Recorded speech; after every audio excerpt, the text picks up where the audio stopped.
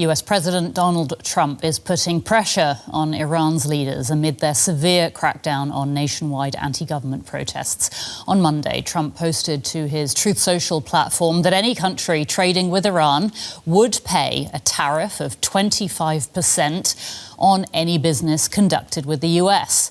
Rights groups say they have confirmed the killings of more than 640 people by Iranian security forces. Other reports say the death toll could be much higher. The White House says US airstrikes on Iran remain on the table as a response to the violent repression. Here in Europe, calls for support of the Iranian protesters are becoming louder, although support without military intervention. But what could that look like? So far, there's only been condemnation of the violence against protesters, with the German Chancellor Friedrich Merz among the critical voices. When a regime can only stay in power through violence, it has de facto reached its end. I believe we're seeing the last days and weeks of this regime. It has no democratic legitimacy through elections, and the population is now rising up.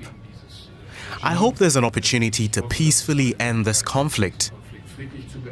The Mullah regime must accept that. Now, the US President Donald Trump has repeatedly said he supports the protesters in Iran and that he is considering military action to stop them from being killed by the regime. And with the Islamic Republic's crackdown intensifying, this is what a growing number of Iranians are putting their hopes on, both inside the country and in the diaspora. Let's take a listen now to Reza Pahlavi. He is Iran's exiled crown prince and an increasingly visible leader of the Iranian opposition. He spoke to the Fox News channel's Sunday Morning Futures. You know that you're not going to throw them under the bus as they have had before. This is why they believe that this time they are empowered by the hope that you have their back. Your words of solidarity with the Iranian people and your administration has had tremendous positive effect. Let's hope that we can permanently seal this legacy by liberating Iran so that we and you can make Iran great again. We can bring in Kasra Aarabi now. He's the Director of Research into Iran's Revolutionary Guard Corps at the United Against Nuclear Iran organization, and he's a specialist on Iran and its military apparatus. Welcome to DW. Thank you for your time. Kasra, can I ask you, how would a military intervention in Iran have to be carried out in order to support protesters rather than endangering them further?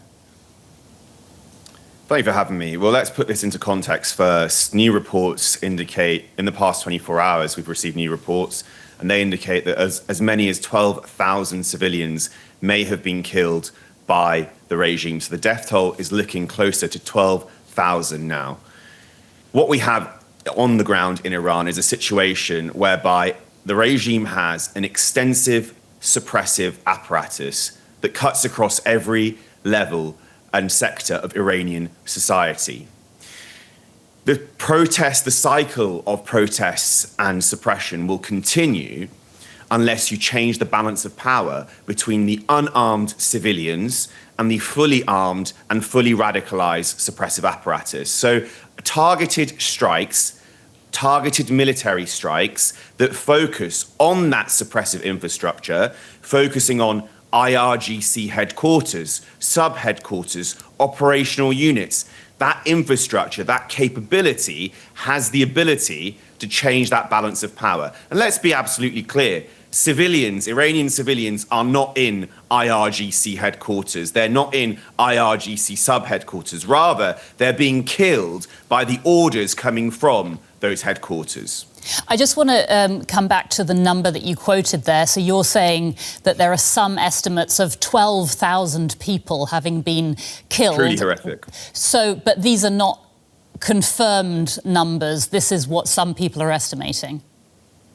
No, and a new report by Iran International this morning put the figure, based off sourcing inside of the country, at 12,000. Reports that we have also looked at in the past 24 hours indicated that it was close, unconfirmed reports, close to 7,000. So I think you're looking at a death toll really between 7 to 12,000. Okay. We have seen horrific images. We have seen morgues full of bodies. We've seen mass graves. We've seen bodies in body bags. The situation is extremely dire. You have a ruthless regime that is unleashing full brutality on the streets. It is obviously an extremely difficult situation. Let's just go back to the idea of intervention. And let's talk about the obvious target, Supreme Leader Ali Khamenei.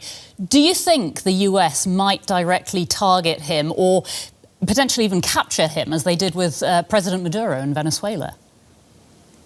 I think the context in Iran is very different to Venezuela. In Iran, you have a highly radicalized and extensive security apparatus that is loyal to the Ayatollah Ali Khamenei. But Khamenei has personalized every aspect of power in the Islamic Republic. He has installed his cult of personality across every section of power, including, by the way, across the ranks of the suppressive apparatus. So Khamenei is a legitimate target. He is the commander-in-chief. He is giving the orders to kill Iranians on the streets.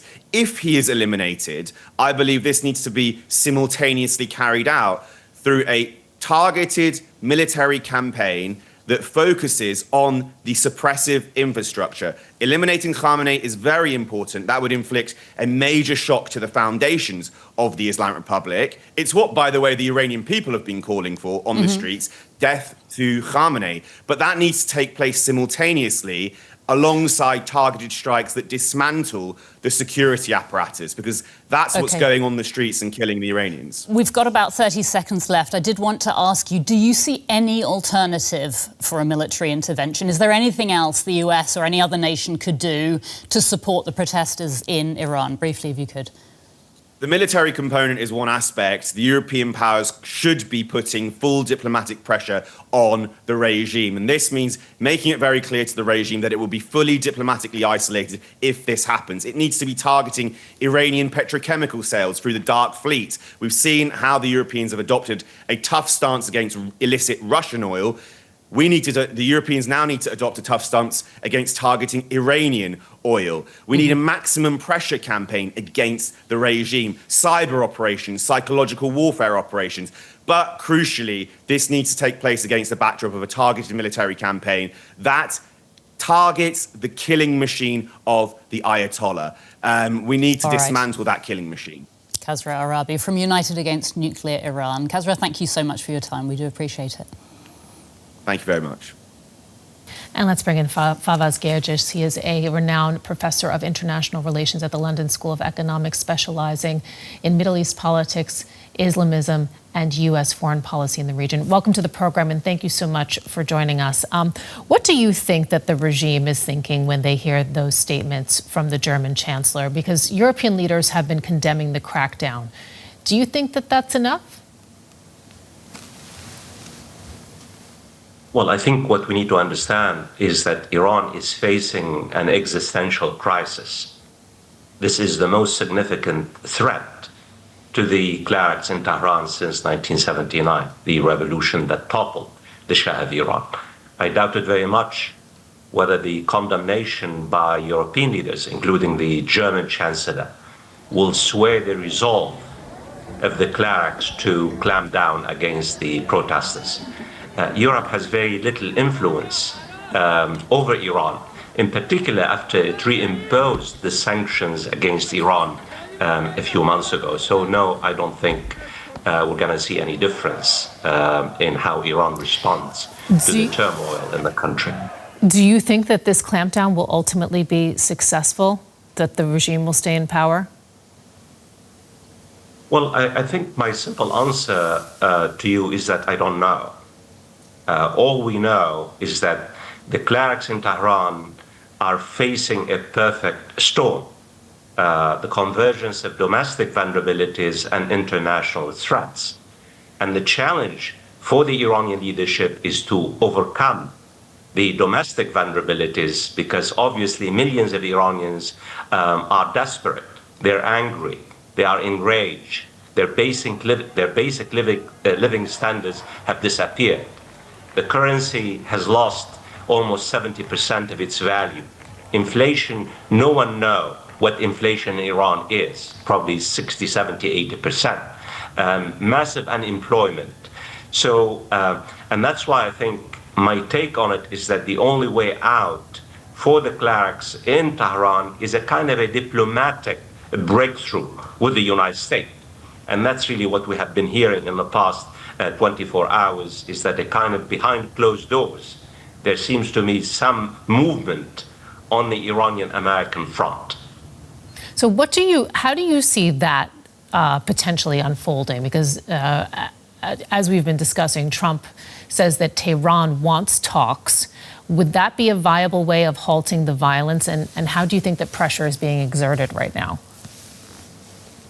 Well, I think we know very much that President Trump has been threatening to attack Iran militarily in the past 2 weeks. He has made it very clear. And he has been basically exerting more pressure in the past 75 hours by saying that the Trump administration now is weighing certain emergency plans to attack Iran. And the Iranian leadership has responded publicly by threatening to retaliate against American bases.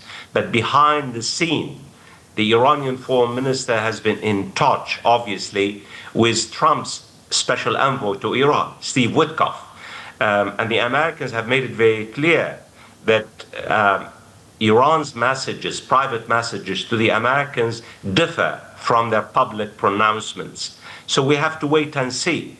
But my take on it is that Iran has a weak hand at this particular moment. Its nuclear program has been dormant since the Americans and the Israelis attacked Iran in June. And of course, its regional allies, partners, Hezbollah and others, have been weakened a great deal. So what do the Americans want? The Americans do not really care about democracy, and I know you know this. Donald Trump is not really, he's even turning the United States into a more authoritarian state. They want zero nuclear enrichment in Iran. They want to get rid of Iran's nuclear program and also its ballistic missiles. What Iran really wants is lifting the sanctions, the economic sanctions. So we have to wait and see.